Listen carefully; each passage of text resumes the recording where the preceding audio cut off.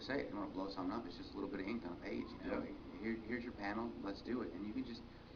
The world is endless. You know, there are no boundaries, and I felt blessed to be able to be a part of this. You know, a small part, but God, I mean, look at this. It's incredible. Was this a story that was kind of kicking around in your head for a while that you thought maybe movie, television show, and then when you kind of heard the idea of graphic novel, you thought, no, that's it?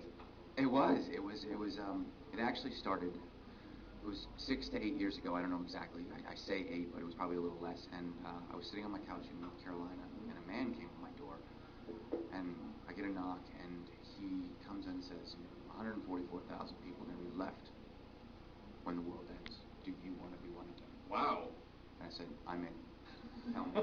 Tell me. And I sat there, and I listened to everything he had to say. And you were probably the only person who let him in that day. Oh, no, I didn't let him in. Oh, okay. There's boundaries, okay, you know. Okay. But I went out on my porch, and, you know, I sat, and I had my little porch swing, and I just kind of listened to his spiel. And, you know, what he was selling wasn't necessarily for me, but I found the story so intriguing. So I sent him on his way, and I went inside, and I couldn't help but contemplate, what if that were true? What if there were only a certain amount of people that were left to survive? Yep.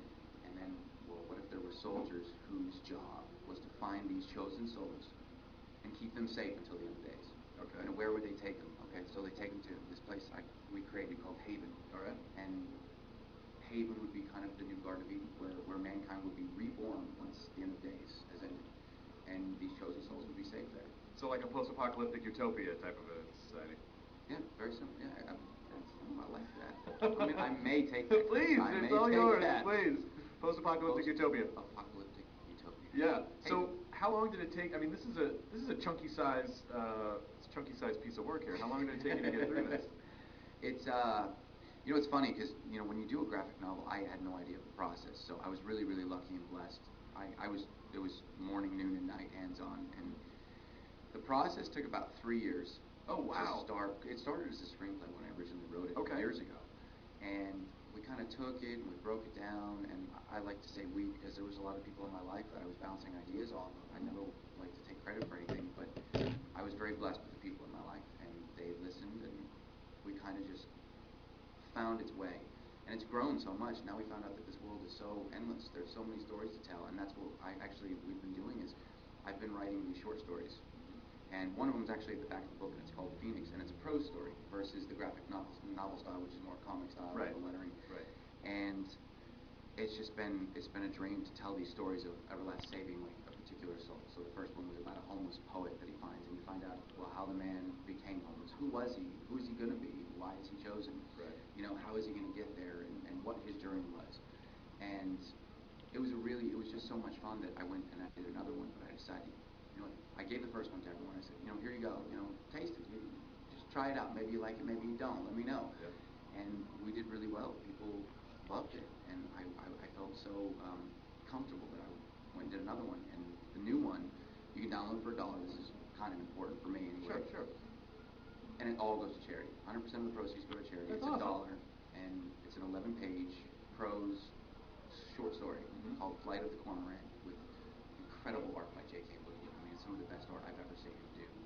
And the story's really, really cool. There's a nice little twist at the end, so it'll be fun to read and just see another little journey that this character. Where can people go then? Takes. Oh, sorry. It's thechadmichaelmurray.com, or it's probably better to just go to DerekEverlast.com. Did some jerk squat ChadMichaelMurray.com? He did. Oh, come on! I had to There's only one Chad Michael Murray. You got to give him it back to you. Give back his domain, for crap's sake. Has that happened to you? I've been on the internet so long that I parked my name in the 1900s. I parked ChrisHardwick.com in the 1900s. Oh God, that hurts. That hurts so bad to even say that. So what do you? This must obviously, you know, the acting thing. You know, you're acting out a thing. You're sort of like, tell me where to stand, what to say. I mean, this is a universe that you're creating. You know, I mean, that must. Does it kind of make you go, acting's okay, but this is really more what I want to be doing? You know, I love both worlds. You know, I love both arenas. It's fun. I prefer to stretch my wings and just challenge myself. And that's, I think, as you get older, life becomes more interesting when you challenge yourself and you do the things you're afraid of. Yeah. And I was definitely afraid of ever being published. I'm definitely afraid of doing a lot of things. And so over the last few years, I've really spent a lot of time finding really cool mentors and people that I can